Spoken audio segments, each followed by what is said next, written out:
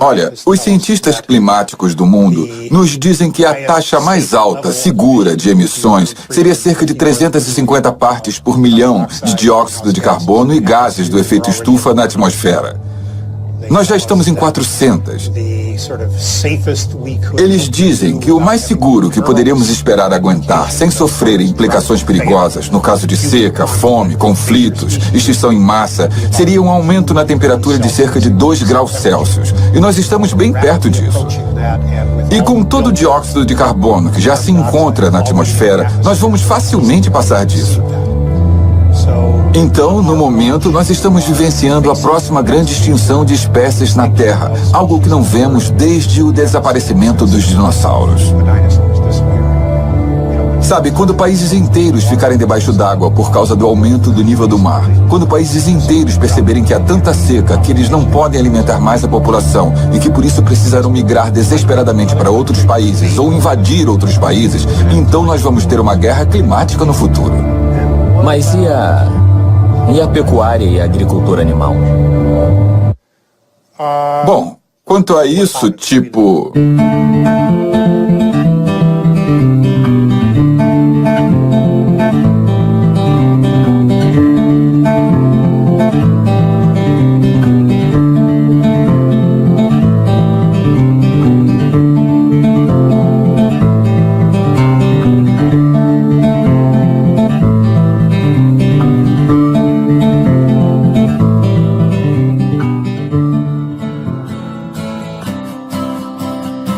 Meu nome é Kip. Esse sou eu. Eu tive uma infância americana padrão. Minha mãe era professora, meu pai era militar e eu tenho uma irmã. Eu joguei vários esportes quando crescia, mas eu sempre amei a natureza e acampar. A vida era simples, sem qualquer preocupação. Até que um cara apareceu na minha vida. Como muitos de nós, eu vi o filme Uma Verdade Inconveniente sobre o impacto do aquecimento global e isso me deixou aterrorizado. No filme do Al Gore, ele descreve como a Terra corre perigo. Mudanças climáticas afetam todas as formas de vida nesse planeta. De tempestades monstruosas, queimadas gigantescas, as maiores secas, geleiras derretendo, da acidificação dos oceanos a países inteiros ficando submersos. Tudo isso pode ser causado pelas necessidades humanas na Terra. Eu queria fazer tudo o que pudesse para ajudar. Eu decidi bem naquele momento a mudar minha forma de viver e fazer o que fosse possível para encontrar um jeito para todos nós vivermos juntos em equilíbrio com um planeta sustentável para sempre. Eu decidi fazer tudo o que Al nos disse para fazer. Eu desenvolvi TEC, Transtorno Ecologista Possessivo. Eu separei o lixo e reciclei. Eu me adaptei, mudei todas as lâmpadas, tomei banhos mais curtos, fechei a água ao escovar os dentes, apaguei a luz ao sair dos cômodos e eu ia de bicicleta ao invés de sair de carro para todos os lugares. Mas com o passar dos anos, parecia que as coisas estavam piorando. Eu me perguntei, com toda essa crise ecológica que vem assolando o planeta, será que mesmo se todo mundo adotasse essa mudança de hábitos, isso seria suficiente para salvar o planeta? Parecia que havia algo mais na história. Eu pensei que estava fazendo tudo o que podia para ajudar o planeta. Mas então, com a publicação de um amigo, tudo mudou. O texto me apresentou um relatório online publicado pelas Nações Unidas declarando que a prática da pecuária produz mais gases de efeito estufa do que as emissões de todo o setor de transportes. Isso quer dizer que a indústria bovina produz mais gases do efeito estufa do que os motores de carros, caminhões, trens, barcos e aviões juntos. Vacas e outros animais criados produzem uma quantidade substancial de gás metano em seu processo digestivo. O gás metano da pecuária é 86 vezes mais destrutivo do que o dióxido de carbono dos veículos. Eu estava andando de bicicleta para cima e para baixo para ajudar a reduzir as emissões, mas acontece que tem mais coisas nas mudanças climáticas do que somente combustíveis fósseis. Eu comecei a fazer mais pesquisas. A ONU, junto com outras agências, publicou que não só a pecuária tem um imenso papel no aquecimento global, como também é a maior causa de consumo de recursos e degradação ambiental que destrói o planeta hoje em dia. Como é possível que eu não soubesse disso? Eu pensei que essa informação estaria exposta por toda parte na comunidade ambiental. Eu acessei os maiores sites de organizações ambientais do país, www.350.org, Greenpeace, Clube Sierra, Realidade Climática, Rede das Florestas Tropicais, Patrulha Amazônica. Eu fiquei chocado ao ver que eles não tinham virtualmente nada sobre agricultura animal. O que estava acontecendo? Por que eles não tinham essa informação em suas páginas? Parecia que o foco principal para muitos desses grupos era a produção de gás natural e combustível, com a perfuração sendo o foco principal para a causa de uso e contaminação da água. A perfuração hidráulica para o consumo de gás natural usa uma quantidade absurda de água, cerca de 378,5 bilhões trilhões de litros de água são usados todos os anos nos Estados Unidos. Mas quando eu comparei isso com a agricultura animal, a pecuária, só os Estados Unidos usa 128,5 trilhões de litros de água. E por coincidência, a emissão de gás metano das duas indústrias é praticamente a mesma. Morando na Califórnia, um estado assolado pela seca e a escassez de água, esse uso é a maior preocupação para muitos de nós. Um californiano usa em média cerca de 567,75 litros de água por dia. E quase metade disso tem a ver com o consumo de produtos da indústria bovina. Os produtos bovinos consomem água intensamente, em parte porque os animais consomem grãos que necessitam intensamente de água. É isso que eles comem. E então toda a água que rega os grãos que os animais comem é considerada essencialmente como parte do consumo de água virtual desse produto. Eu descobri que 113 gramas de hambúrguer precisa de cerca de 2.498 litros de água para ser produzido. E eu aqui tomando banhos curtos para tentar economizar água, descubro que comer um hambúrguer é equivalente a tomar um banho por 2 meses inteiros. Tanta atenção é dada à redução do uso doméstico, e o uso doméstico de água é só 5% do que é consumido nos Estados Unidos contra 55% da agricultura animal. Isso porque é preciso mais de 9.462 litros de água para produzir 453 gramas de carne. Eu fui na campanha Economize Água do Departamento de Recursos Hídricos do governo, em que eles destacavam mudanças de comportamento que ajudavam a poupar água, como usar chuveiros de baixo fluxo, descargas eficientes, equipamentos econômicos e consertar vazamentos em encanamentos, mas nada sobre agricultura animal. Quando eu segui todas as recomendações do governo, eu estava economizando 177 litros por dia, mas ainda assim isso não chega nem perto dos 2.498 litros de água por só um hambúrguer. Eu queria ver se conseguia de algum jeito conversar com os governantes sobre isso. Eu gostaria de saber se consigo agendar uma entrevista. Sim, acho que sim. Como está a sua agenda para hoje à tarde ou amanhã à tarde? Amanhã à tarde para mim tá bom. Para o ambiente urbano, tem muita coisa que pode ser feita dentro de casa, entende? Usar chuveiro de baixo fluxo, torneiras de baixo fluxo, descargas eficientes, aparelhos eficientes. Todas essas são áreas boas para conseguirmos reduzir o consumo. Mas as maiores economias de água são externas. Temos que ter consciência de como usamos a água. Temos que ser o mais eficiente possível. Temos que proteger a qualidade e temos que ser bons fiscais do meio ambiente que depende da água. E checar os vazamentos. Muitas vezes temos muitos vazamentos e difusores quebrados e coisas desse tipo que desperdiçam água. E essas são áreas com bastante espaço para conservação. Mas o que eu quero saber é sobre agricultura animal. O que você pode me dizer sobre isso? Sobre qual o papel dela no consumo e poluição da água?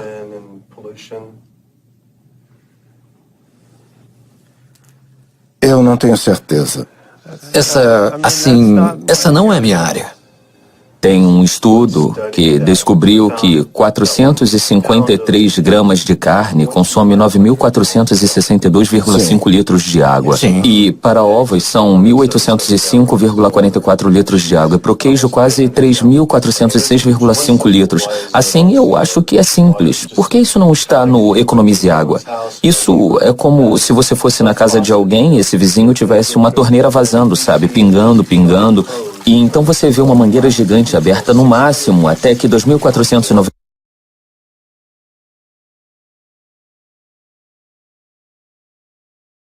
8,1 litros de água sejam jogados na rua, alagando a rua inteira.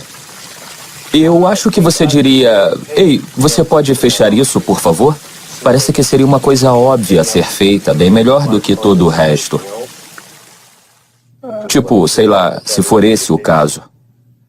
Acho que o consumo de água da criação animal é maior do que em outras atividades. Não existe nenhuma dúvida sobre isso. Isso seria realmente poderoso. Só que ao invés de esperar até estarmos vivendo uma seca, entende? O que você acha de começar agora e dizer para quem quer que esteja à frente do Economize Água: ei, vamos encorajar as pessoas a comer menos carne agora, porque esses estudos foram publicados? Eu não acho que isso vai acontecer. Por quê? Eu não acho que isso vai acontecer. Por quê? Por causa da forma como o governo atua por aqui. Isso é muito interessante, mas por quê?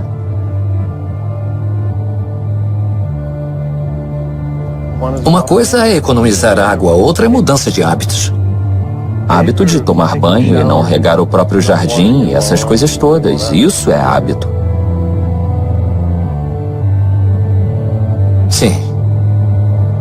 Nossa, o governo claramente não quer falar sobre esse assunto. Essa inabilidade de responder, somada ao silêncio das organizações ambientais sobre a agricultura animal, me fez acreditar que havia algo mais. Eu comecei a investigar mais sobre os impactos da pecuária e descobri que a situação era ainda pior do que eu imaginava. Os setores de transporte e energia recebem bastante atenção, compreensivelmente, por causa do impacto terrível que o dióxido de carbono causa em nosso clima.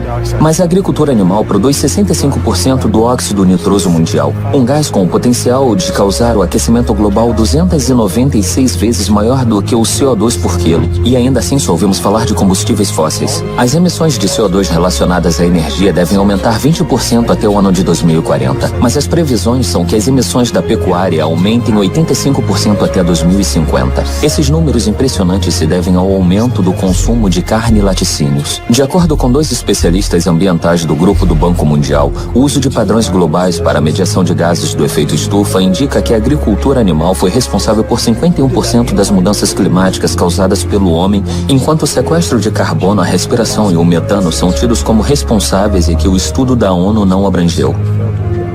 Mas além disso, eu descobri que a criação de animais para alimentação é responsável por 30% do consumo de água mundial. Ocupa cerca de 45% dos terrenos da Terra. É responsável por cerca de 91% da destruição da Amazônia brasileira e é a principal causa das zonas mortas dos oceanos, destruição de habitats e extinção de espécies.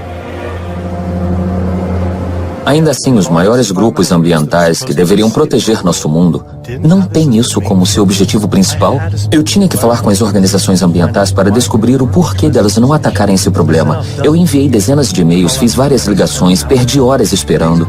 Dias vieram, semanas viraram meses e por algum motivo ninguém queria falar comigo sobre isso. Que bizarro. Eu apoiei essas organizações por tanto tempo e agora recebi só silêncio. Mas eu consegui contato com um monte de autores e advogados ambientalistas que se dispuseram a falar sobre o assunto. Eu tirei a poeira da minha van, a Super Blue, e coloquei ela na estrada. Pelos meus cálculos, se não usarmos mais qualquer gás ou combustível daqui para frente, nós ainda vamos exceder as emissões máximas de gases do efeito estufa, entende? Os 565 gigatons até o ano de 2030, sem o setor da eletricidade ou o setor da energia sequer alimentar essa equação, simplesmente por causa da pecuária de consumo. Se reduzirmos a quantidade de emissões de metano, o nível na atmosfera cairia bastante rápido e em décadas. Ao contrário do CO2, que se reduzirmos as emissões na atmosfera, não vamos realmente ver sinais de diminuição dele em menos de 100 anos. É um desastre ambiental que está sendo ignorado pelas mesmas pessoas que deveriam combater o desflorestamento, o uso da terra, escassez de água, desestabilização de comunidades, fome mundial. A lista não acaba. Animais silvestres formavam, 10 mil anos atrás, 99% da massa vital da Terra. E nós, seres humanos, éramos só 1%. Hoje, só 10 mil anos depois, que é só uma fração de tempo, nós, seres humanos, com os animais que nós criamos cativos, somos 98% da massa vital. E os animais silvestres e selvagens formam só 2%. Nós basicamente roubamos totalmente o mundo, a terra, dos animais silvestres para o nosso próprio uso e para as nossas vacas e porcos e galinhas e fazendas de peixes, enquanto nossos oceanos foram simplesmente devastados. Pesquisadores preocupados com a perda de espécies concordam que a principal causa da perda de espécies na Terra, que estamos testemunhando, acontece por perda de habitats para a produção pecuária e pela pesca predatória, que eu chamo de pescar nos nossos oceanos. Estamos no meio da maior extinção em massa dos últimos 65 milhões de anos. A floresta tropical está sendo derrubada a 0,40 hectares por segundo e a força motriz por trás disso é a agricultura animal. Acabam com florestas para alimentar animais e plantar soja. Soja geneticamente modificada para alimentar as vacas e porcos e galinhas e as fazendas de peixes. 91% da perda da área da floresta amazônica até agora. 91% foi destruída por causa da pecuária. A principal causa da destruição ambiental é a agricultura animal. Eu não conseguia entender o porquê das maiores organizações ambientais não atacarem isso quando a missão delas é exatamente proteger o meio ambiente. Mas esse é o problema também. Eles dizem, sei lá, use menos carvão, ande de bicicleta, mas cadê o, sei lá, coma menos carne? Eu acho que eles pensam ser uma... Eu acho que eles testaram, e essa é uma derrota política. Porque os políticos... Em nível de... Porque essas organizações têm sócios, entende? Muitas delas. Eles tentam maximizar o número de pessoas que fazem doações. E se eles forem taxados de anticarne, ou afrontarem os hábitos diários das pessoas que... Algo tão querido pelas pessoas que... Isso vai diminuir o financiamento. Eles não querem atacar a principal força motriz da devastação ambiental, que é a agricultura animal, por causa dos negócios. E eles querem se assegurar de terem uma fonte confiável de financiamento. Eu fui convidado para um encontro com o Al Gore faz algum tempo e perguntei sobre essa história e ele claramente deu uma retraída. E sabe o que ele me disse? Já é difícil convencer as pessoas sobre CO2, não confunda elas. Eu acho que o problema com muitas organizações que estão focando insistentemente é não errar a mensagem, porque elas não querem irritar outro grande grupo de pessoas que vai dificultar a vida delas. Se você ouvir a maioria das grandes organizações ambientais, elas não vão te dizer nada além de continue vivendo como você vive, mas troque uma lâmpada de vez em quando, dirija menos, use menos plástico, recicle mais. Isso é melhor para o financiamento deles do que criar uma trama tipo vítima contra opressor. Sabe, é como quando nós falamos sobre quando temos uma família problemática e o pai é um alcoólatra, que é uma coisa que ninguém pode comentar. Todo mundo desvia do assunto e, mesmo assim, ele é a principal causa da destruição dos relacionamentos familiares, porque ninguém quer falar sobre isso. Como essas organizações poderiam não saber? Assim, o problema está bem diante delas, é inevitável a esse ponto. E como essas organizações, elas estão se amontoando para mostrar ao público geral que a mudança climática é causada pelo homem. E ao fazer isso, elas estão falhando miseravelmente em ver o que está bem diante delas. A agricultura animal, criar e matar animais para alimentação, é o que está realmente matando o planeta. Então era isso. Chega de e-mails ou ligações, eu me cansei. Decidi que se quisesse respostas, eu teria que ir pessoalmente às sedes dessas organizações. Oi, tudo bem? Oi, tudo. Nós estamos gravando um documentário e é sobre sustentabilidade e como a agricultura animal tem peso nisso. Eu gostaria de conversar com David Barr. Barr? David Barr? Sim. Ok. Você agendou um horário com ele? Eu estou tentando faz quase 2 meses e eu não recebi nenhum e-mail, nem nada, então estou tentando ver se consigo pessoalmente. Deixa eu só pegar umas informações suas. Eles mandaram uma pessoa das relações públicas no lugar dele. Ela se recusou a aparecer e nos disse para desligar a câmera, mas prometeu que alguém do Departamento de Florestas, Oceanos e Mudanças Climáticas conversaria com a gente finalmente. A próxima parada seria no Sierra Club. Eles acabaram sendo mais receptivos e me receberam na porta. Oi, tudo bem? Tudo. Sobre essas mudanças climáticas, qual a principal causa delas? Bom, basicamente é a enorme queima de combustíveis fósseis. Sabe, carvão, gás natural, petróleo, areias e xisto betuminosos. Todos esses novos combustíveis exóticos que são meio misturados entre si. Mas é isso que está basicamente carregando a atmosfera. Então temos o efeito estufa, onde o calor fica preso e as temperaturas sobem. Há uma taxa que nunca existiu na história da Terra. Mas e a pecuária e a agricultura animal? Que tem eles? Assim, o que você quer? Nós estávamos pesquisando. Alguns relatórios da ONU dizem que a pecuária contribui mais do que todos os transportes juntos. Um relatório de 2009 da Patrulha Mundial, pecuária causa 51% da emissão de gases do efeito estufa. Bom, isso é um grande problema e nós precisamos cuidar disso também. Mas sei lá, existem tantas fontes potenciais de metano e emissões de carbono. Se a principal causa de emissões é a agricultura animal e o consumo de carne, então isso não precisa ser o foco número 1 e não o número 2? Bom, essa é a sua abordagem. Nossa abordagem é diferente. Bom, isso foi bizarro. Então o Greenpeace me respondeu hoje e disse: foi bom encontrarmos com você ontem. Eu falei com várias pessoas aqui no Greenpeace sobre o seu pedido, mas sinto que não poderemos ajudar dessa vez. Obrigado e nós te desejamos boa sorte. A resposta do Greenpeace me lembrou a estatística de que 52.548 quilos de excremento animal são produzidos a cada segundo só nos Estados Unidos. Isso é resíduo suficiente por um ano para cobrir todo o território de São Francisco, Nova York, Tóquio, Paris, Nova Delhi, Berlim, Hong Kong, Londres, Rio de Janeiro, Delaware, Bali, Costa Rica e Dinamarca, combinados.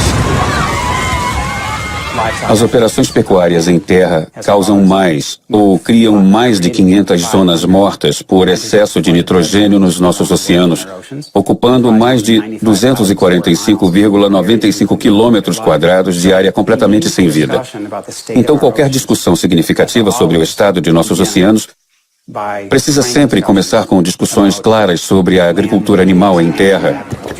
O que não é o que nossos grupos de conservação, e o Oceana é o maior do mundo no momento, o mais influente, assim como outros. Isso não é o centro das discussões. Eu fui no site da minha organização de proteção oceânica favorita, a Fundação Surfrider, para ver o que eles estão falando disso. Eu encontrei muita coisa sobre sacos plásticos e lixo, mas nada sobre agricultura animal. Qual o maior poluidor de qualidade da água da costa? O que é...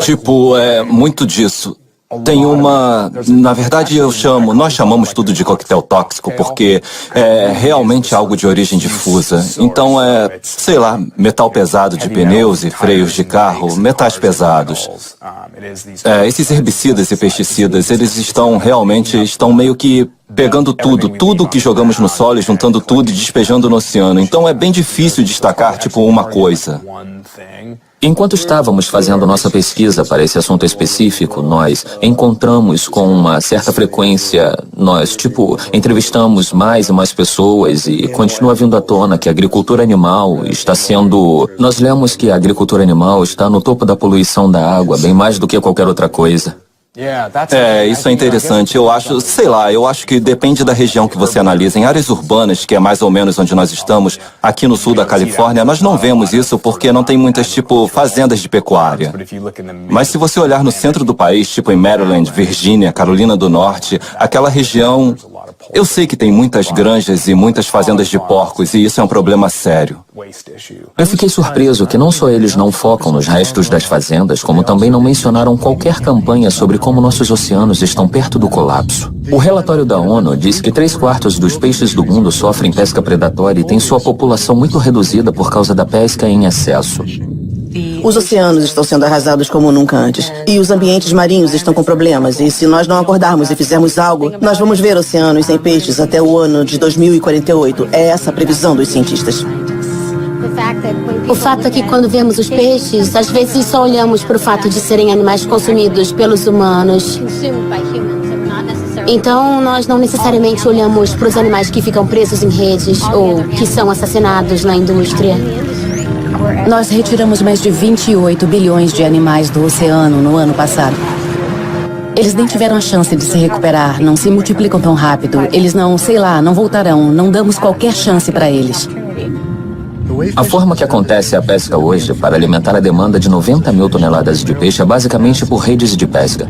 Para cada quilo de peixe pego, há cerca de 5 quilos de outras espécies indesejadas, como golfinhos, baleias, tartarugas marinhas e tubarões descartados como lixo. Se formos imaginar essa mesma prática acontecendo na savana africana, mirando gazelas, mas no processo pegando cada leão, girafa, avestruz e elefante, ninguém apoiaria isso. Ainda assim, é isso que acontece no oceano todos os dias. Entre 40 e 50 milhões de tubarões são mortos todo ano em redes e linhas de pesca sem intenção. Então, suas barbatanas podem ou não ser cortadas, mas eles são apanhados inicialmente sem intenção. É assim com a pesca sustentável, inclusive, ou de forma sustentável em muitos casos. Para peixes considerados sustentáveis, por exemplo, pela Oceana e organizações de sustentabilidade certificadas. Então, o que eu penso é, por que paramos com o banimento da sopa de barbatana, se nossa preocupação é com tubarões, como é a dessas organizações e também da maioria do público hoje em dia? Se nos preocupamos com tubarões, devemos banir a pesca. Eu visitei o site do maior grupo de conversação oceânica do mundo, a Oceana, para ver o que eles estão fazendo sobre isso. Lá no site, junto com a palestra do CEO Andy Sharpless, eu me assustei ao ler que eles, na verdade, recomendam que uma das melhores formas de ajudar os peixes é comer peixe. Com a população de peixes perto do colapso, é como dizer que a melhor forma de ajudar pandas em perigo é comer pandas. Eu não conseguia entender como a Oceana pode dizer que é possível remover cerca de 100 milhões de toneladas de peixe por ano e considerar isso sustentável e bom para os nossos oceanos. Muitas espécies à beira da extinção estão beirando a extinção de forma gradativa e não se recuperaram com a proteção da Oceana, nem com a proteção do Conselho de Fiscalização Marítima e até com a proteção do Aquário de Frutos do Mar da Baía de Monterrey, o que, você sabe, eu menciono nas minhas palestras, que, sei lá, deveriam mudar de nome, já que não protegem nada. Eles estão só assistindo isso acontecer, ao invés de, sei lá, lutar agressivamente contra isso. Assim, de acordo com a Organização de Alimentos e Agricultura das Nações Unidas, sabe, quase 3/4 de todos os pesqueiros pelo mundo praticam pesca predatória. Então não existem criações de peixes por aí que, sei lá, você pode considerar que tem níveis saudáveis para o ecossistema. Assistindo à palestra do Andy, ele falou sobre alimentar o mundo. Em 1988, a pesca, como você menciona, atingiu seu pico em 85 milhões de toneladas. Como é possível ser sustentável pegar 100 milhões de toneladas em 2050, independentemente de ser em um criadouro ou no oceano? Se para cada quilo de peixe retirado, são retirados basicamente 5 quilos de peixes selvagens. Não importa se é num lago ou no oceano. Como isso é sustentável?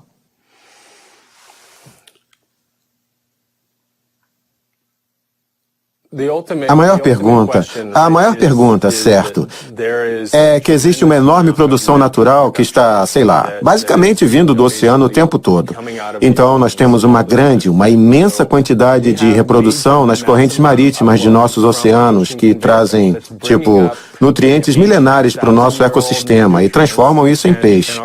Sim, eles acabam comendo uns aos outros e nós perdemos, sei lá, um pouco dessa produção a cada etapa da cadeia alimentar. Mas sempre tem mais a cada ano. Você pode pescar e retirar parte disso, e no ano seguinte haverá mais. E se fizermos isso certo, sem no fim das contas atingir a base da produção, é como se agíssemos em nosso interesse, entende? Contanto que nós não acabemos com a fonte, certo? Se você investe em algo, contanto que você não acabe com a fonte, sua fonte permaneça intacta, você pode viver potencialmente dos rendimentos para sempre. É essa a ideia básica com os peixes. Com nossa população atual, o que estamos fazendo é 75% de desperdício de peixes jogados fora, entende? É uma boa analogia com o dinheiro. Não estamos vivendo de rendimentos, estamos devendo muito. E se nossa população que tenta viver em família com a mesma quantidade de dinheiro, aumentamos a população em 35% para 9 bilhões de pessoas, não é só, precisamos parar de gastar dinheiro, precisamos parar de comer peixe. Sim, bom, se você pudesse trazer o investimento de volta. A pesca de qualquer tipo acaba não só as espécies, mas nós viramos assassinos em série. Quando uma espécie atinge seu mínimo e eles, a indústria pesqueira, sem aquela espécie, vai buscar uma nova espécie, entende? Isso é extinção em série. É um ótimo nome. E no processo, peixes estão desaparecendo. Não só espécies estão sendo perdidas, mas a próxima geração está sendo perdida. E então o mecanismo é extremamente destrutivo. Estamos perdendo espécies de peixes, mas precisamos ter em mente que também estamos destruindo habitats. Eu acho que eles inventaram esse termo pesca sustentável para fazer a gente se sentir bem com o consumo de peixe e continuar a tirar peixes do oceano quando, de fato, para nós da Pastor do Mar não existe essa história de pesca sustentável. Os frutos do mar não são uma fonte de proteína uma fonte sustentável de proteína para alimentar o planeta, para as pessoas do planeta, não é? As pessoas não querem ouvir isso, porque isso as faz se sentir como se tivessem que agir, que parar de fazer algo. E muita gente não quer fazer isso. Eles não querem divulgar isso porque é incômodo. Eles não querem se propor a dizer para as pessoas o que fazer. Mas estamos num ponto onde todos temos que ser conscientes e temos que entender e temos que agir com isso. Nosso fundador, Capitão Watson, gosta de dizer: se o oceano morrer, nós morremos. Isso não é um bordão, é a verdade. Talvez o outro único ecossistema que está sendo destruído na mesma velocidade são as florestas tropicais. Nossas florestas globais são essencialmente o pulmão do planeta. Elas respiram CO2 e exalam oxigênio. 0,40 hectares de floresta é derrubado a cada segundo e a maior causa disso é para a criação de gado e plantio de seu alimento. Isso é essencialmente um campo de futebol desmatado a cada segundo. E estima-se que todo dia cerca de 100 espécies de plantas, animais e insetos se perdem por causa da destruição das florestas.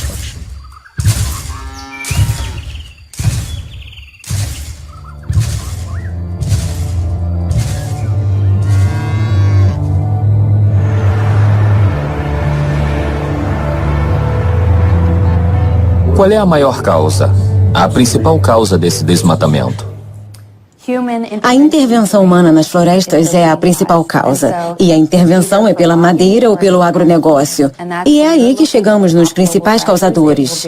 Isso vai variar um pouco dependendo da floresta estudada, mas a forma que escolhemos para usar esses recursos naturais em larga escala industrial é sempre a principal causa. Quando eu acessei o site da Rede de Ação, eu não acreditei que não encontrei nada sobre gado.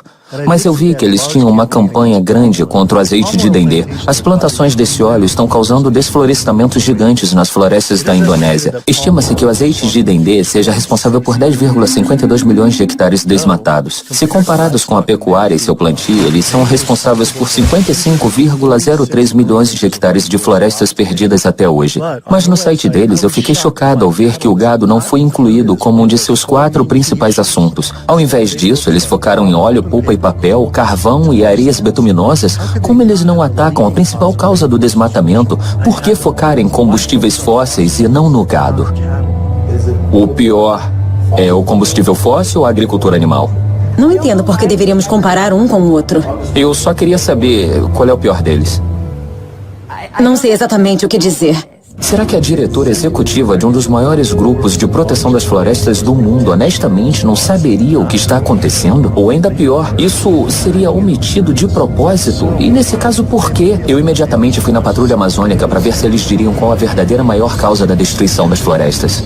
O lugar mais biologicamente e culturalmente diverso do planeta está sob forte ataque no momento.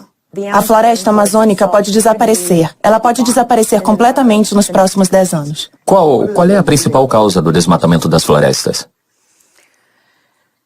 A principal causa do desmatamento das florestas, eu diria, bom, só para colocar no contexto das atividades da patrulha amazônica, não sei, tem muitos fatores de desflorestamento, como nós chamamos. Muitas razões diferentes e formas de destruir as florestas tropicais. As principais, aquelas que causam maior estrago e são mais disseminadas, são os megaprojetos, como os oleodutos e gasodutos, como os projetos de extração, como as megas represas. Não estamos falando de... Eu me senti andando em círculos com esses grupos, como se eu estivesse preso numa estranha conspiração bovina, além da imaginação, onde ninguém pode falar sobre vacas. Eu não acreditei que essas organizações não diziam qual era a verdadeira principal causa do desmatamento de florestas. Eu tinha que perguntar mais uma vez. É difícil dizer qual é a principal causa do desflorestamento da Amazônia, porque são todos destrutivos: petróleo, gás, mineração, represas, agricultura. Mas em termos de uso da terra, em termos da quantidade de terra que é destruída por eles, e quando falamos sobre fazer uma comparação entre todas as diferentes causas do desflorestamento, o que está causando a maioria das quedas de árvores, por exemplo, eu acho que podemos certamente culpar a agricultura. Infelizmente, uma das maiores causas do desmatamento, principalmente na Amazônia brasileira, é o agronegócio. O gado, a criação de gado e a produção de soja em particular. Então esse é o maior problema. E por que você acha que, ninguém no Greenpeace ou ninguém mesmo quer assumir essa realidade? A realidade sobre a principal causa do desmatamento? Sim, isso. Bom, eu acho que você levantou pontos bastante interessantes sobre por que ninguém faz nada sobre isso. E eu acho que no Brasil, em particular, eu acho que quando observamos o que aconteceu quando o Código Florestal foi aprovado e as pessoas que se colocaram contra os lobistas e seus interesses particulares, a indústria bovina, a indústria do agronegócio, o que aconteceu com eles? Muitas pessoas que protestaram foram assassinadas. Se você procurar, não sei, o José Carlos, procurar o Cláudio, tem gente que está dando a cara e falando, sabe, que a criação de gado está destruindo a Amazônia. Entende? Muitas pessoas que estão realmente dando a cara à tapa. Olha para Dorothy Stang, entende? A freira que vivia no Pará e foi assassinada. Muitas pessoas vão falar, e muitas pessoas vão ficar de boca fechada porque não querem. Eles não querem ser os próximos a levar um tiro na cabeça. A freira Dorothy Stang era uma americana que vivia no coração da floresta tropical brasileira. O trabalho da vida dela era proteger a Amazônia. Ela falou abertamente contra a destruição da floresta pelas fazendas de gado por anos. Um dia, voltando para casa, ela foi brutalmente assassinada com um tiro a queima-roupa por um mercenário contratado pela indústria do gado.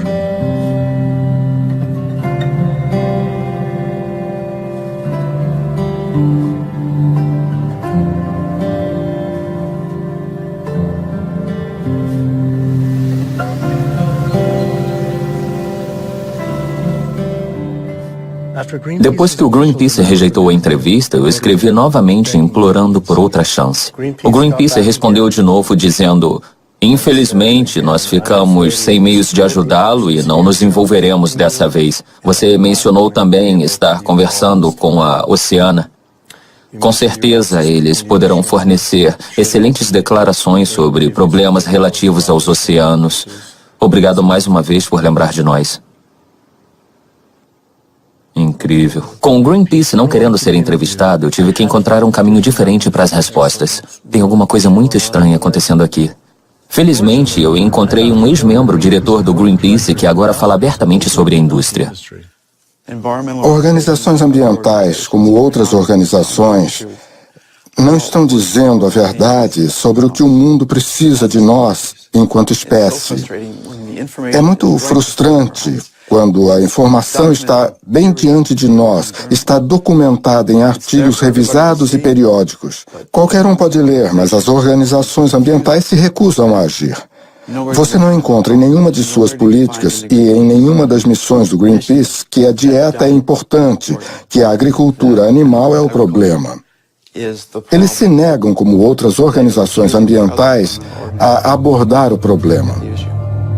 A comunidade ambiental está falhando conosco e com os ecossistemas. E é muito frustrante ver eles fazendo isso. NRDC, a melhor defesa da Terra. Tudo bem, então aqui eles têm algumas coisas sobre agricultura animal.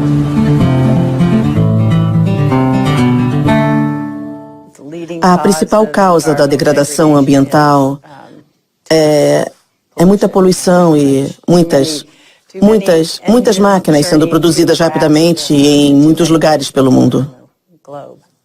Ultimamente, em 2009, a Patrulha Mundial declarou que a pecuária causa 51% das emissões de gases do efeito estufa e os transportes cerca de 13%.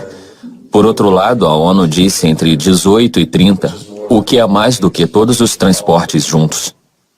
Nacional? Internacionalmente? O mundo todo. Ou nacionalmente? Isso. Bom, eu acho que a produção de energia e os transportes ainda são os maiores emissores. Eu não vou comentar sobre isso porque não estou a par desses números. Então não me cite nisso, mas isso é peido de vaca. É isso, eu acho que é esse o problema. Eu acho que são os peidos de vaca. Você tem algum relatório? Bom, essa era a parte da história. A produção de metano pela flatulência de vacas e outros animais é um grande contribuidor, mas a maior parte se dá pelo desflorestamento e lixo que eles produzem, que é 130 vezes mais lixo do que toda a população humana mundial, virtualmente sem qualquer benefício ou tratamento. O NRDC certamente, como eu disse, tem um grande programa de alimentos. De fato, todo ano nós oferecemos os prêmios Vivendo Verde em reconhecimento aos inovadores da alimentação. E no ano passado, um dos premiados foi um produtor sustentável de porcos, que na verdade não usa nenhum antibiótico. E os antibióticos usados na produção de alimentos nos Estados Unidos, hoje em dia, sabe? Estamos dando a maioria dos antibióticos nos Estados Unidos para animais saudáveis. Eu queria visitar uma dessas fazendas sustentáveis. Eu encontrei a fazenda de gado à base de vegetais Market Garden, na costa californiana.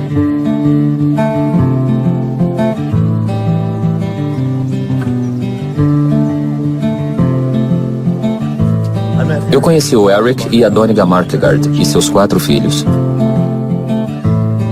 Lia e Larry acordam às 6 e vão ordenhar as vacas e alimentar os porcos.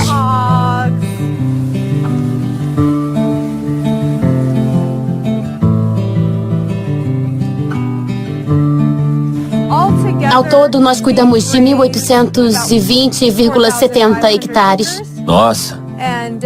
E esse é o nosso rancho. Aqui nós temos 385,18 hectares. Bastante.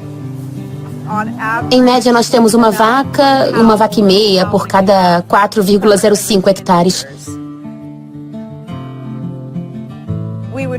Nós produzimos por ano cerca de 36,24 mil quilos de carne pronta para consumo.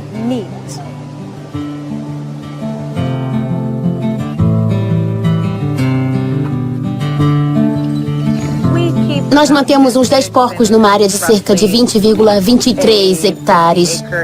E eles pastam numa área de cerca de 4 hectares. Algumas pessoas acham que os porcos são sujos e nojentos, mas eu gosto deles. Eles conhecem a gente, eles são nossos amigos e são muito legais. E eles podem ser nossos melhores amigos ou podem ser como irmãos. Viu?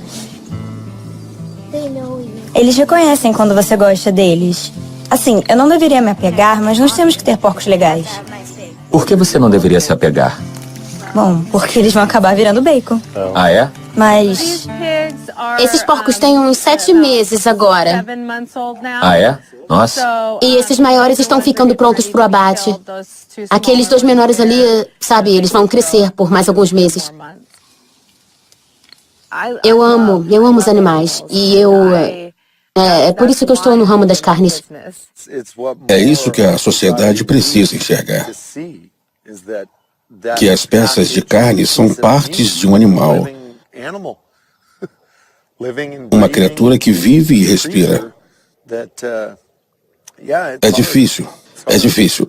Mas como a Doniga disse antes, nós fazemos isso porque amamos eles. Com o uso da terra, vocês têm cerca de, contando com os ativos ou equipamentos industriais, cerca de 0,81 hectares, 1 hectare por vaca, dependendo. Não é tão limpo assim, mas eu diria 14, 16 hectares. Isso, e temos um rancho na Dakota do Sul com 20,23 hectares. 23 hectares? São tipo 20,23 hectares. Nossa, e por quê? A mesma coisa. Tinha o cultivo e acabou o nitrogênio, entende? Exploraram Também a terra. sazonal, E lá não é é? sazonal. E é possível, ou é prático, para o mundo todo dizer crie gado à base de pasto? Tipo, no Brasil, onde, sei lá, 80%, supostamente 80% da floresta tropical foi destruída pelo gado. E o que vocês pensam disso? Eles não deveriam comer carne. Se o meio ambiente deles não foi feito para criar gado, eles não deveriam comer carne. É. E como vocês anulam a pegada de carbono da pecuária?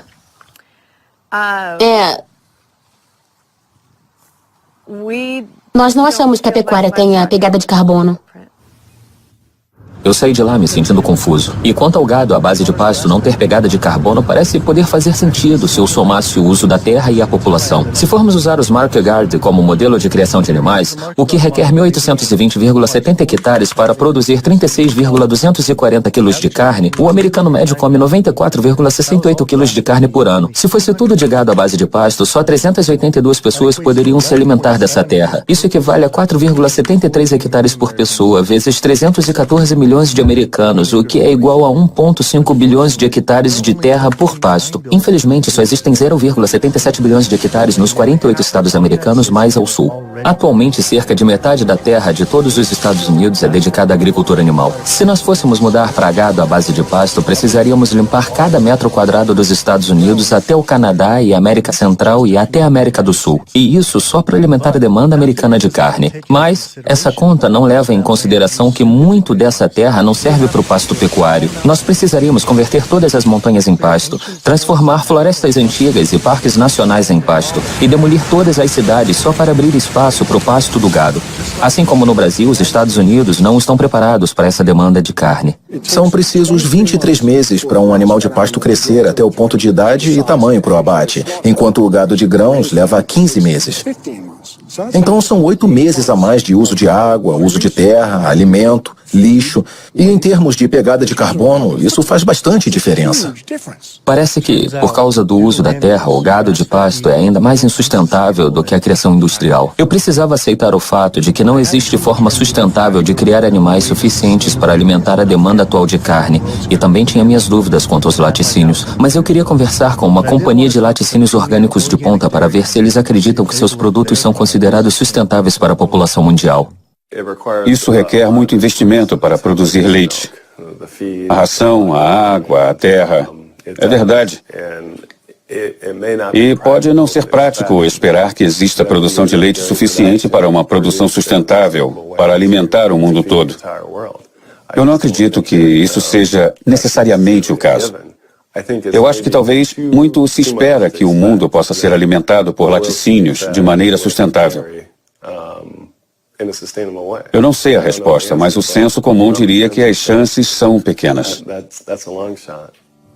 Eu fiquei chocado de receber uma resposta tão honesta. Se isso veio do CEO da empresa, eu me pergunto o que os fazendeiros diriam. Baseado no marketing, parecia que suas fazendas eram oásis para as vacas.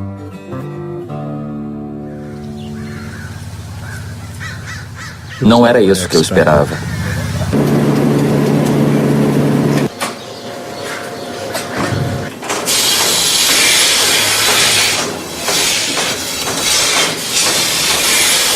Uma vaca vai comer, sei lá, entre 63,42 quilos e 67,95 quilos de ração por dia. 63,42 quilos? Todo dia, e ainda vão beber entre 113,55 e 151,40 litros de água. Minha nossa. Chega a cerca de provavelmente 20 toneladas por semana.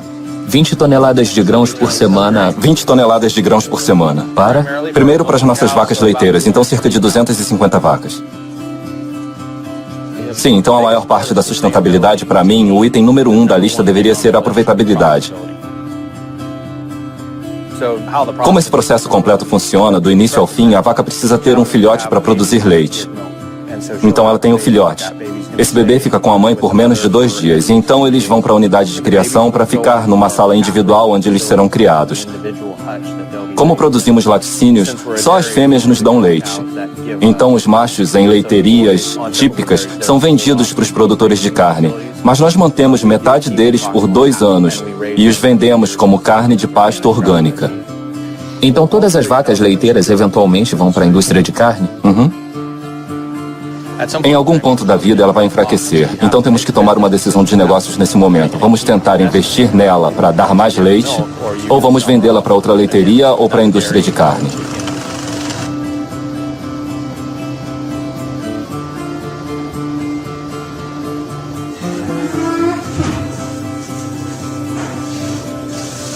Existem poucos lugares no planeta que têm esse tipo de meio ambiente. Mas a demanda de proteína do leite no mundo continua crescendo. E não há terra suficiente no planeta para fazer esse tipo de leiteria ao redor do mundo. Acontece que o meio ambiente não vai ser assim, não tem tanta terra. Então eu acho que, em escala global, a conclusão é que laticínios não são sustentáveis. A menos que comecemos a destruir casas e criar novas pastagens. E a única forma de começar a destruir casas é ter menos gente. Mas nós sabemos que, sei lá, a população vai continuar a crescer e isso significa mais comércio de laticínios, com certeza.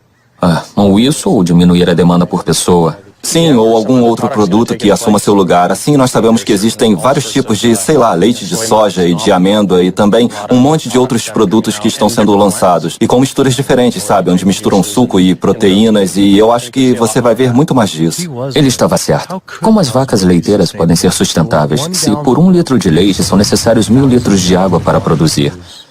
Quase 1/3 da terra do planeta está virando deserto, a maioria por causa da pecuária. Ao pesquisar sobre gado de pasto, eu encontrei o trabalho de Alan Savory. Ele diz que a melhor maneira de reverter essa desertificação é, na verdade, criar mais animais. Isso me lembrou a Oceana dizendo que a melhor forma de ajudar os peixes era comer peixe. Esse é o mesmo homem que, durante os anos 50, trabalhou como chefe pesquisador do Departamento de Esportes de onde hoje é o Zimbábue, e que disse que os elefantes causavam a desertificação por lá. E a solução dele foi convencer o governo a matar 40.000 elefantes.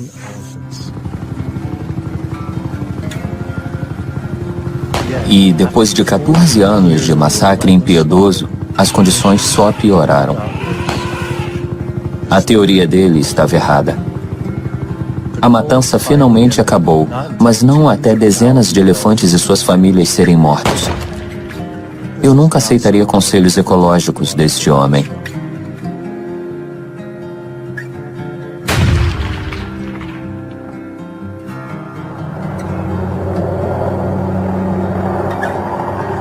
Parece que a indústria do gado está tendo o mesmo efeito na vida selvagem nos Estados Unidos.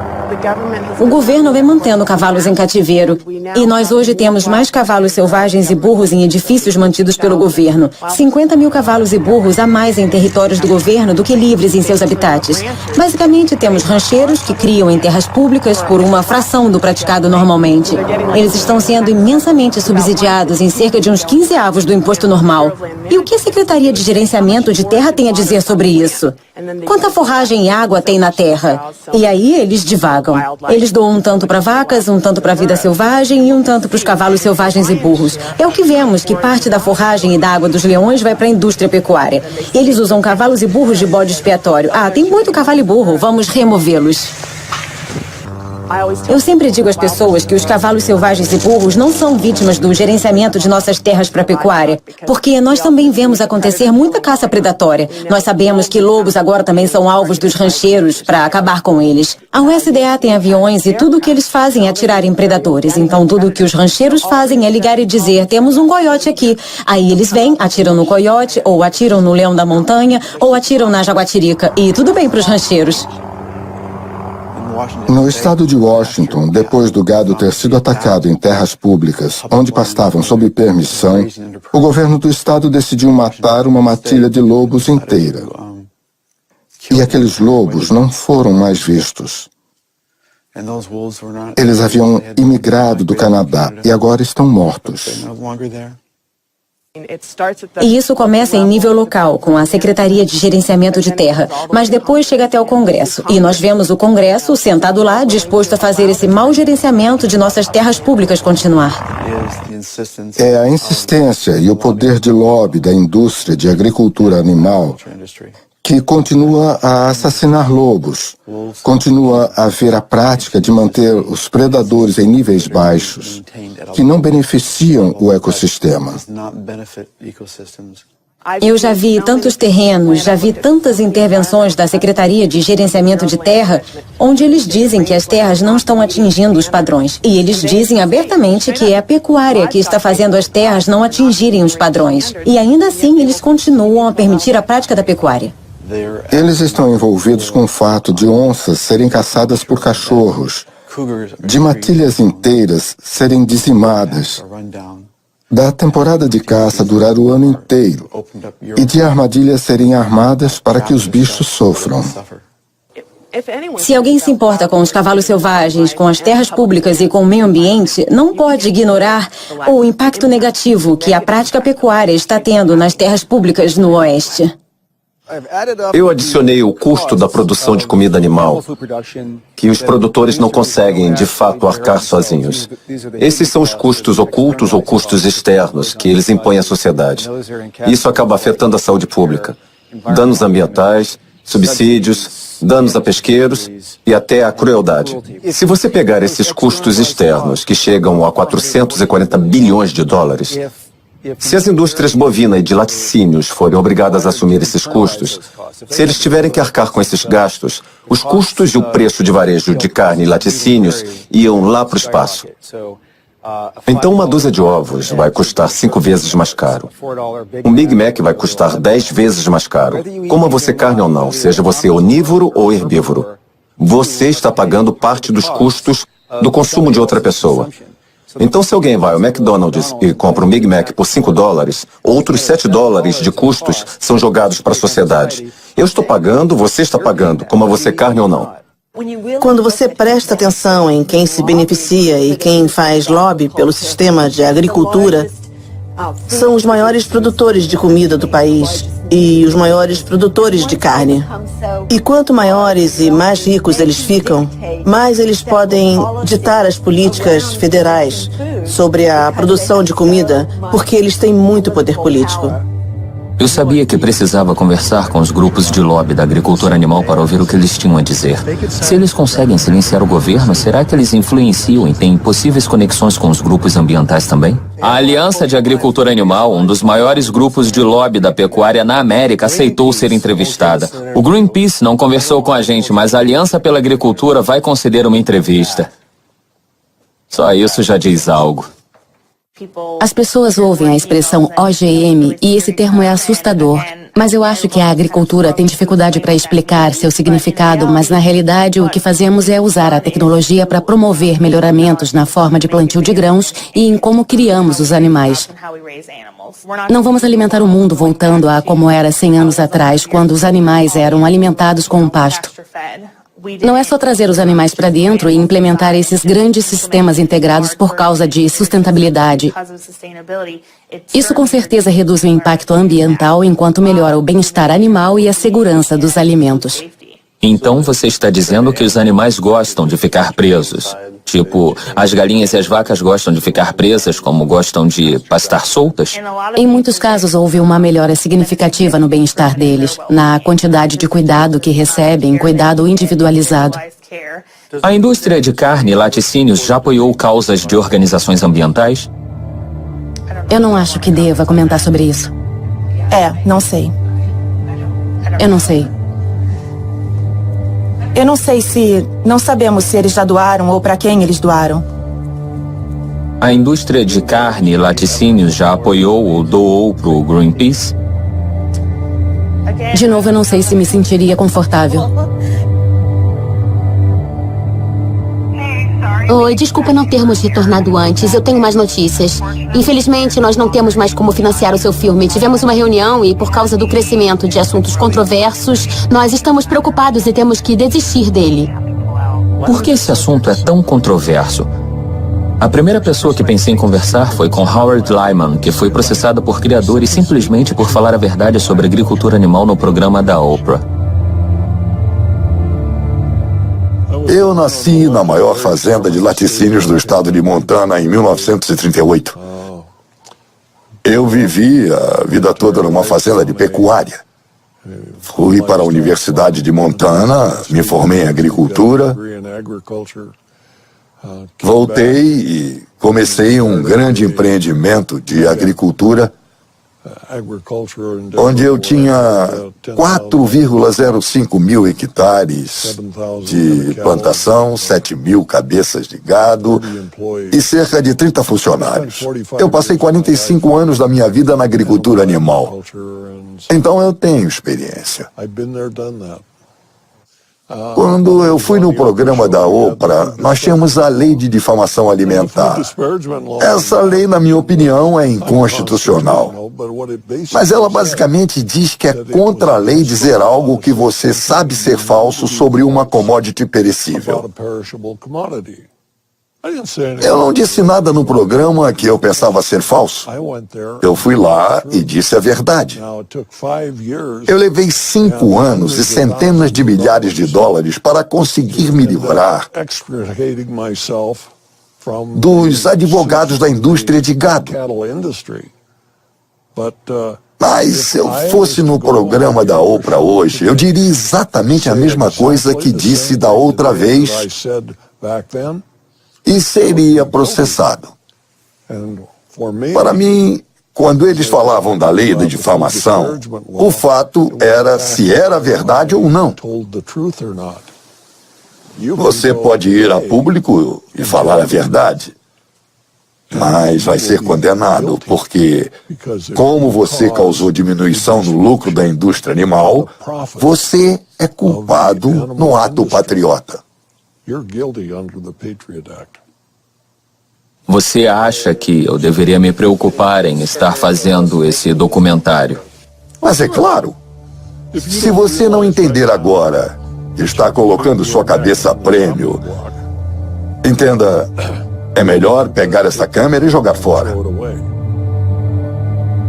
A indústria de agricultura animal é uma das mais poderosas indústrias do planeta. Eu acho que a maioria das pessoas do país sabe da influência do dinheiro e da indústria na política. E nós podemos enxergar isso claramente com essa indústria em particular. A maioria das pessoas ficaria chocada em saber que os ativistas do meio ambiente e dos direitos dos animais são as maiores ameaças de terrorismo doméstico de acordo com o FBI. E por que isso? Isso é difícil de responder. Por que esses grupos estão no topo das prioridades do FBI? Eu acho que grande parte se deve ao fato deles, mais do que outros movimentos sociais, estarem ameaçando diretamente o lucro das corporações. Quando tentamos descobrir como as fazendas industriais e a agricultura animal estão poluindo o meio ambiente, eles tentam vetar a divulgação dessa informação, seja por meio da segurança nacional ou segurança pública, por problemas com marcas registradas ou segredos de negócio. Nós já vimos várias tentativas de manter as pessoas ignorantes quanto ao que eles fazem. E uma das maiores indústrias do planeta, com o maior impacto ambiental, está tentando nos manter ignorantes sobre como ela opera. Com a Lei da Liberdade de Informação, nós conseguimos documentos da Unidade Antiterrorismo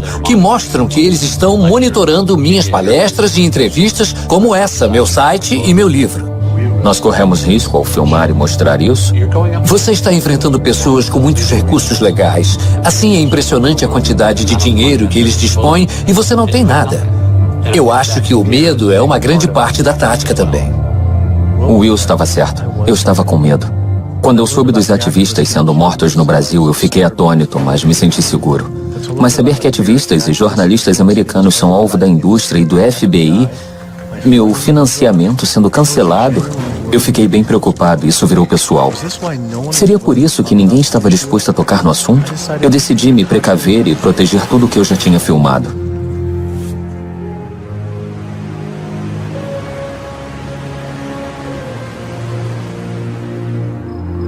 Eu estava mais do que preocupado em imaginar o que podia acontecer se eu fosse mais a fundo nesse assunto. Parecia que a única decisão a tomar seria largar as câmeras e desistir. Mas então eu percebi que isso era muito maior do que qualquer preocupação pessoal que eu pudesse ter. Isso era sobre toda a vida na Terra sendo ameaçada por nossos atos. Agora, ou você vive por alguma coisa ou morre por nada. E eu nunca realmente tive uma escolha. Eu decidi então me render não ao medo desse segredo, mas à busca pela verdade. Eu não podia ser como essas organizações ambientais e me calar enquanto o planeta está sendo comido vivo bem diante dos meus olhos. Eu tinha que levantar e continuar em frente.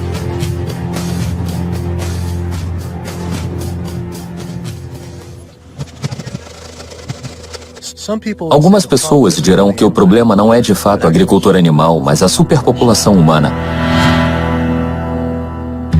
Em 1812 havia 1 bilhão de pessoas no planeta. Em 1912 havia 1,5 bilhão. Aí, no espaço de 100 anos, nossa população explodiu para 7 bilhões de humanos. Esse número merece grande atenção, mas fica ainda mais importante quando percebemos que essa população cria 70 bilhões de animais em fazendas. A população humana bebe 19,68 bilhões de litros de água todo dia e come 9,51 bilhões de quilos de alimento. Mas só as 1,15 bilhões de vacas do mundo bebem sozinhas 170 bilhões de litros de água por dia e comem 61,16 bilhões de quilos. Esse não é um problema populacional, é um problema de população que consome carne. Organizações ambientais não debaterem isso é como organizações de saúde tentarem combater o câncer de pulmão sem debater o fumo de cigarros. Mas ao invés de fumar passivamente, é comer passivamente que afeta todo o planeta. Nós temos cerca de 1 bilhão de pessoas passando fome todos os dias. No mundo todo, 50% dos grãos e legumes cultivados são dados a animais. Eles estão comendo grandes quantidades de grãos e legumes.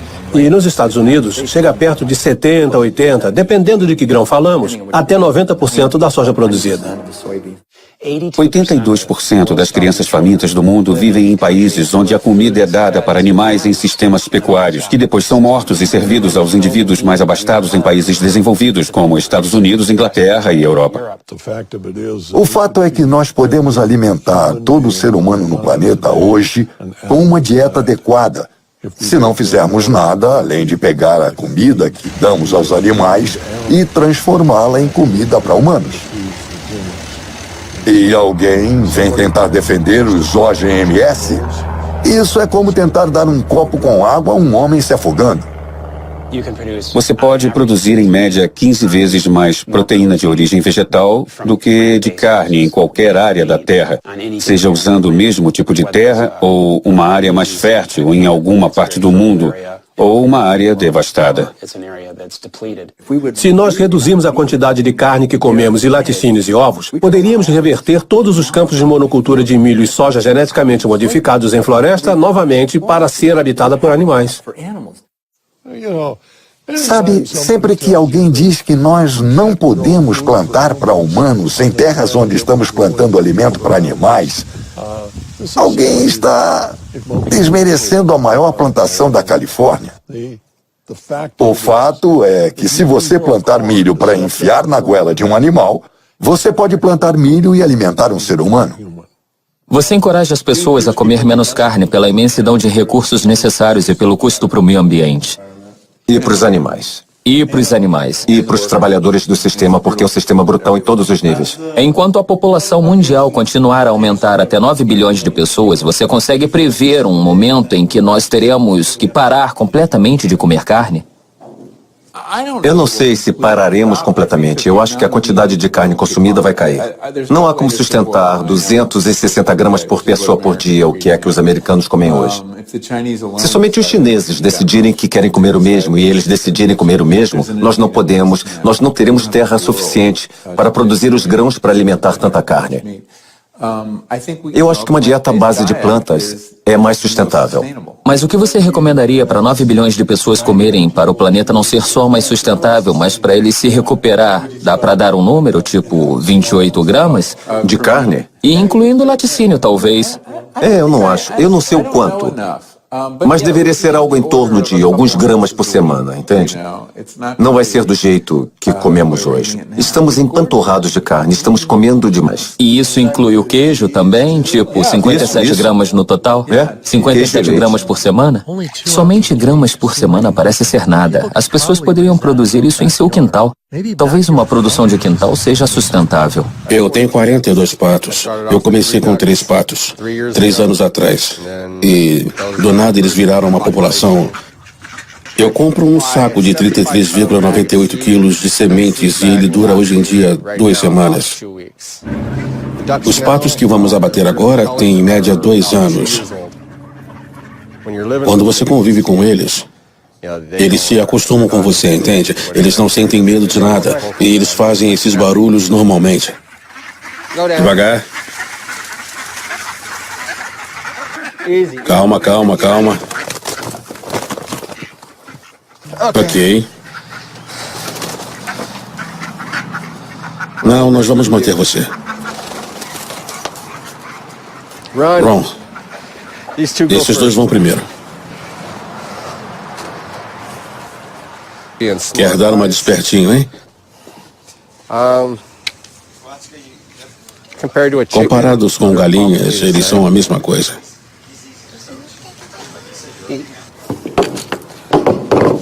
Aquele ali tá bom, viu? É ele. Aquele ali vai, aquele ali não.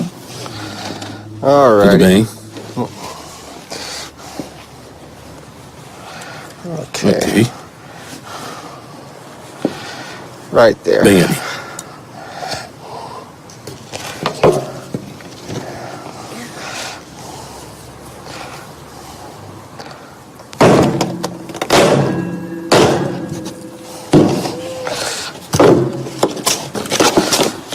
Isso vai ser meio nojento. Como ele ainda está vivo? Como ele ainda está vivo? Não está. São os nervos. Reação muscular. Acho que quando eu tinha uns 5 anos, mais ou menos, foi a primeira vez que meu pai veio e nos fez assistir. Fazer isso com coelhos. E nós tínhamos uma dúzia de coelhos por ano. Então nós pegávamos os coelhos, tirávamos a pele e limpávamos para cozinhar. E o garoto ficava meio... Não vou dizer que era difícil, mas ficava tipo em minha mente. Porque alguns dos coelhos tinham até nome. Então eu ficava meio... Você meio que pensa, Mas depois de fazer algumas vezes, você acaba aprendendo que aquilo é só algo que precisa ser feito.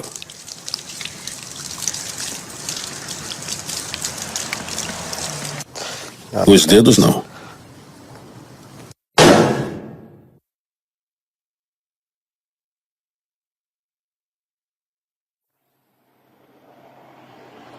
Eu não consigo fazer isso, eu não acho que consigo, eu não acho que deixaria alguém fazer por mim. Se eu não posso, eu não quero que outra pessoa faça por mim. Isso é a sustentabilidade? Para ser sustentável, 33,98 quilos dá 910 gramas por...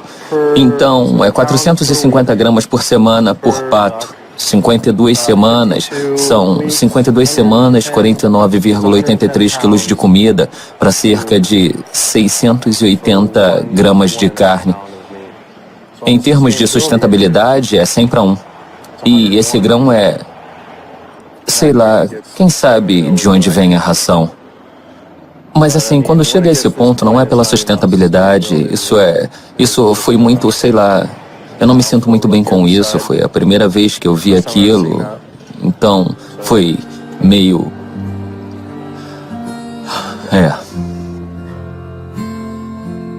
Eu fiquei tão envolvido com a destruição causada pela agricultura animal que percebi que eu nunca cheguei a adentrar a óbvia realidade de que cada um desses animais foi morto. Isso sempre esteve desconectado, abstraído do ato de comer carne. Mas quando isso ficou pessoal, face a face, a história mudou. Eu já tinha marcado adiantadamente a filmagem de outro massacre de quintal a uma galinha que parou de produzir ovos. Eu não sabia como poderia sobreviver a outro massacre. Então eu não fui.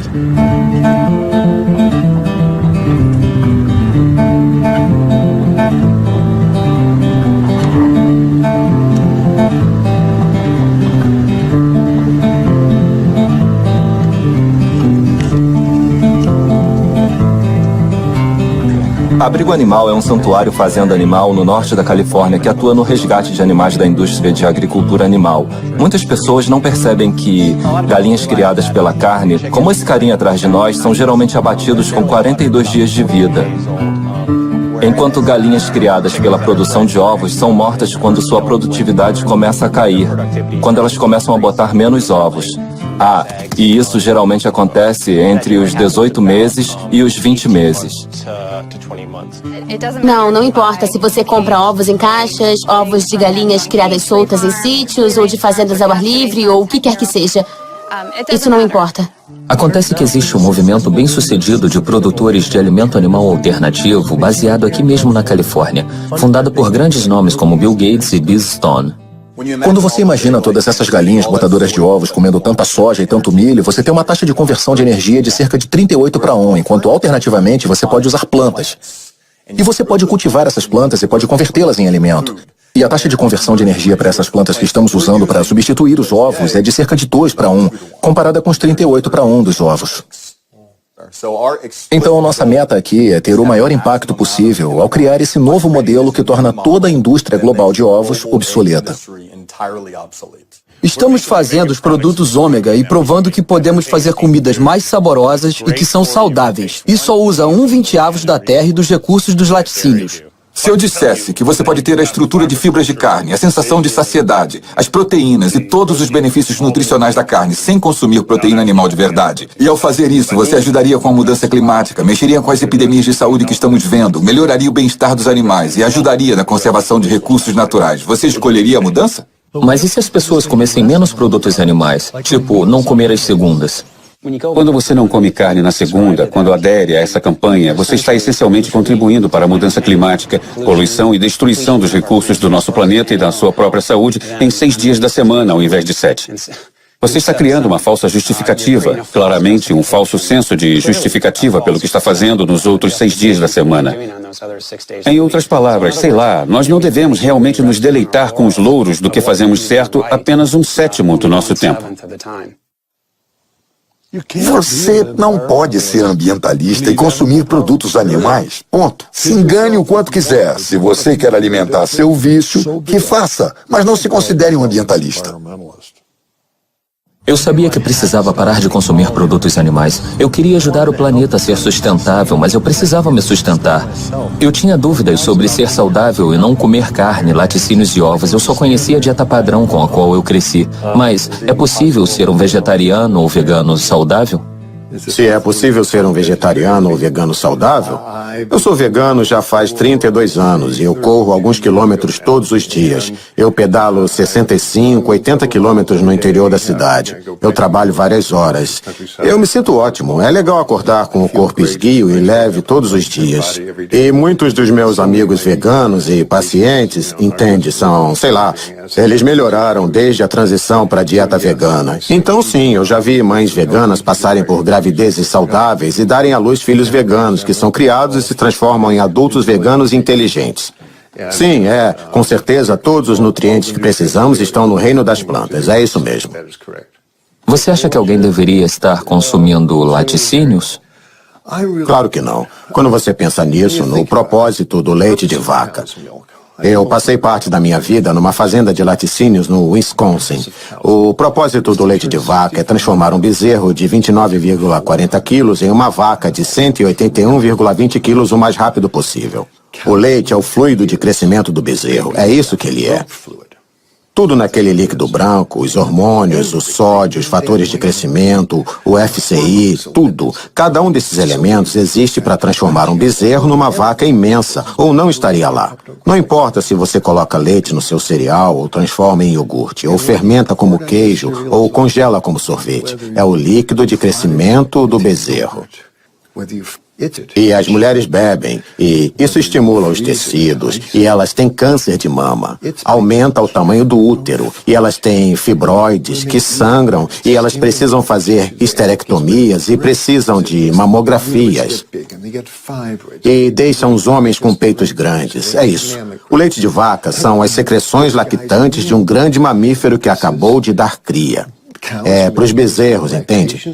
Eu digo aos meus pacientes, vai se olhar no espelho, você tem orelhas grandes, você tem rabo, você é um bezerro. Se você não é, não precisa ingerir o fluido de crescimento de um bezerro. De qualquer forma, não tem nada lá que as pessoas precisem. Eu fiquei aliviado ao ouvir que não preciso consumir produtos animais para ser saudável ou até para viver bem, mas ainda pensava que precisava de estrume animal para plantar agricultura orgânica. Acontece que tem um movimento enorme de pessoas que plantam comida sem qualquer ajuda animal. Eu visitei a fazenda urbana Earthworks em Detroit, onde eles estão plantando para comunidades com poucos recursos financeiros. Nós costumamos nos ver como indivíduos numa bolha e esquecemos que nós habitamos essa terra e esse planeta com outras criaturas. Então nós temos que aprender a compartilhar, eu acho. Já está aqui. Ele está trabalhando no jardim. Você ficaria surpreso com o que pode fazer com o que não parece ser tanto espaço assim. Aqui tem 1/4/8, isso. Qual é o objetivo esse ano? Quanto você acha que consegue tirar daqui no máximo? Eu diria que pelo menos 45,30 quilos, pelo menos. 45,30 quilos? Nossa, que legal. No primeiro ano completo, depois que começamos, nós dobramos nosso rendimento em mais de 6,342 quilos de comida. 6,342 quilos? Em quantos hectares? Em média, 1 hectare. Então, quanto mais comida produzimos e colhemos, ou a terra ajuda a produzir, nós temos que devolver os nutrientes para o solo. Então, gostamos de pensar que nosso trabalho é regenerativo, já que colocamos a mesma quantidade de substância vital na terra que estamos retirando. Então é até mais saudável e mais seguro usar compostos vegetarianos ou vegetais. Sim, foi isso que descobrimos, mas também porque leva menos tempo e é bem mais fácil de gerenciar. Bem mais fácil, é. E o solo é tão rico quanto... Sim, com certeza. Não só o veganismo é mais compassivo, é também mais eficiente. E numa sociedade com tantos bilhões de pessoas, nós precisamos ser o mais eficiente possível. Algumas pessoas podem chegar e dizer que se abraçarmos essa visão primitiva, onde só existem animais selvagens e a gente volte a tipo caçar e coletar, que vai ser legal. Mas eram 10 milhões de pessoas no continente inteiro. Talvez um pouco mais, um pouco menos. Ninguém sabe ao certo. Hoje, agora, nós temos o quê? Nós temos 320 milhões na América, 25 milhões no Canadá, mais 100 e poucos milhões no México. Então, a América do Norte tem, sei lá, algo em torno de 450 milhões de pessoas. Tentar descobrir uma forma de balancear a agricultura animal com 450 milhões de pessoas famintas é impossível. Isso é impressionante. Eu não acreditei quando soube disso. Mas 216 mil pessoas nascem no planeta todo dia. É extraordinário. Mas o que é realmente extraordinário é precisar por dia de mais de 13,76 mil hectares de terra para plantio. E isso não vai acontecer. Alimentar uma pessoa numa dieta vegana à base de plantas por um ano requer só 1/6 de 1 hectare de terra. Alimentar a mesma pessoa numa dieta vegetariana que inclui ovos e leite requer 3 vezes mais terra. Alimentar um cidadão americano padrão com carne, leite e ovos requer 18 vezes mais terra. Isso é porque você pode produzir 16,7 mil quilos de vegetais em 0,67 hectares, mas só 167,6 quilos de carne no mesmo pedaço de terra. Um californiano que consome muita carne pode economizar o equivalente a 1,4 toneladas de CO2 por ano se removesse a carne de sua dieta. Ele economizaria 1,6 toneladas ao virar vegetariano e 1,8 toneladas virando vegano. Isso é mais do que mudar sua casa para energia solar ou dirigir carros híbridos. Só mudar para um veículo elétrico economiza mais, o que ainda poucos podem pagar. Mas ao contrário dos carros elétricos, a economia não para nos gases de efeito estufa. Uma dieta vegana produz metade do CO2 de uma onívora americana, usa 1/11 da quantidade de combustíveis fósseis, 1/13 da quantidade de água e 1/18 da quantidade de terra. Depois de somar tudo isso, eu percebi que eu tinha chance de economizar todo dia mais de 4.163,5 litros de água, 20,03 quilos de grãos, 2 metros quadrados de terreno florestal e o equivalente a 4,5 quilos de CO2 e uma vida animal a cada dia. Se nós, enquanto sociedade, virarmos veganos e nos afastarmos do consumo de alimentos animais em direção a uma dieta à base de plantas, bom, o que poderia acontecer? Se não matarmos todas essas vacas e comermos elas, então não precisaremos criar tantas vacas porque estamos criando vacas, galinhas e porcos e peixes. Nós estamos criando eles, sei lá, por todo esse tempo e sem pestanejar. Então, se não criarmos eles, não precisaremos alimentá-los. E se não precisarmos alimentá-los, não precisaremos dedicar tanta terra para o cultivo de grãos e legumes e tudo mais para alimentá-los. E então a floresta pode voltar, a vida selvagem pode voltar, os oceanos podem voltar, os rios podem voltar a correr limpos, o ar pode voltar, nossa saúde pode voltar. A estrutura de energia renovável, como prédios solares e geradores eólicos espalhados pelo país para reduzir a mudança climática, essa é uma ótima ideia, mas é projetada para levar pelo menos 20 anos e custar no mínimo 18 trilhões de dólares para desenvolver. Outra solução para a mudança climática: nós podemos parar de comer os animais. E isso pode ser feito hoje. Não precisa levar 20 anos e com certeza não precisa custar 18 trilhões de dólares porque não custa nada. Algumas pessoas dizem, vamos resolver o CO2 e aí a gente se preocupa com o metano. Isso é errado. O que faz sentido é fazer o contrário. Faça algo sobre o metano e a resposta virá imediatamente. Sem qualquer sombra de dúvidas, é a coisa mais importante que alguém pode fazer pelo meio ambiente. Nenhum estilo de vida tem um alcance tão grande e um impacto tão profundamente positivo no planeta e em toda a vida na Terra do que escolher parar de consumir animais e viver do veganismo. Você não acha que o problema seria resolvido num piscar de olhos? Eu vou te falar. Tudo o que precisamos é que os ambientalistas vivam o que pregam. E o mundo seguirá um novo caminho. Nós não vamos ter sucesso até acabarmos com a agricultura animal. E por sucesso, eu quero dizer não salvar os ecossistemas a tempo, não ter alimento suficiente para todas as pessoas do planeta, não parar o aquecimento global, não parar de poluir as zonas mortas que ocorrem nos campos de milho e soja plantados para alimentar a pecuária. E nós não vamos parar a caça aos lobos e outros predadores. A fazenda orgânica é um passo positivo gigante na direção certa, mas nós precisamos continuar andando, nós precisamos ir além dos orgânicos, nós precisamos de sustentabilidade. Quando você tira os animais da equação, você também tira os gases do efeito estufa e também tira os riscos à saúde e tira alguns dos fatores externos ligados à escassez de alimentos. Mas uma coisa que é impressionante, eu acho que a gente traz de volta nossos valores. Valores como compaixão, integridade e gentileza, valores que são naturais para os seres humanos. Você traz isso de volta e reconstrói a história da nossa alimentação. E eu acho que isso alimenta o progresso. Eu também acho que isso ajuda as pessoas a pararem antes de comer ovos, antes de comer um bife, antes de comer um nugget e se perguntarem, é isso que eu realmente quero? Ou eu, na verdade, quero algo mais? Eu tive que chegar a essa conclusão. A única forma de viver sustentavelmente e eticamente nesse planeta com outras 7 bilhões de pessoas é viver uma dieta vegana inteiramente baseada em plantas. Eu decidi, ao invés de comer outros, eu vou comer por outros. Primeiro, como esses grupos ambientais, eu tinha medo do que eu queria mudar. Mas agora eu me joguei. Toda essa conversa de sustentabilidade soava como se o nosso planeta estivesse em coma. E eu não quero que ele simplesmente sobreviva ou se sustente, mas que melhore. Viver hoje não é sobre sustentabilidade, mas a habilidade de se desenvolver. Já recebemos tanto por tanto tempo, é hora de retribuir. 108% de tudo que nós temos. Eu me senti bem. Eu estava conectado. E nós vemos esse movimento não só sobre prover alimentos mais baratos que todos possam comer, mas também um movimento espiritual, um movimento em direção à compreensão de quem nós realmente somos e de como nós podemos nos conectar uns com os outros. Faça o que puder fazer, da forma que puder fazer, todo dia de sua vida. E você vai acabar morrendo como um dos indivíduos mais felizes que já morreram. Nós nos tornamos parte de um momento de união com outras pessoas. Está acontecendo. Isso está mesmo acontecendo. Viramos notícia. Altruísmo é uma boa filosofia de vida. Traz todos esses benefícios para nós, para o planeta e para as outras pessoas. Então é uma boa maneira de viver, ecologicamente. Isso faz bem. É transformar massivamente como nossa sociedade come, porque é uma necessidade.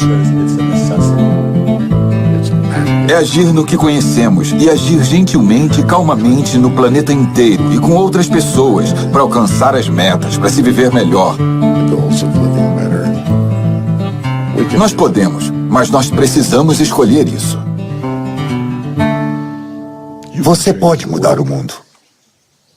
Você precisa mudar o mundo.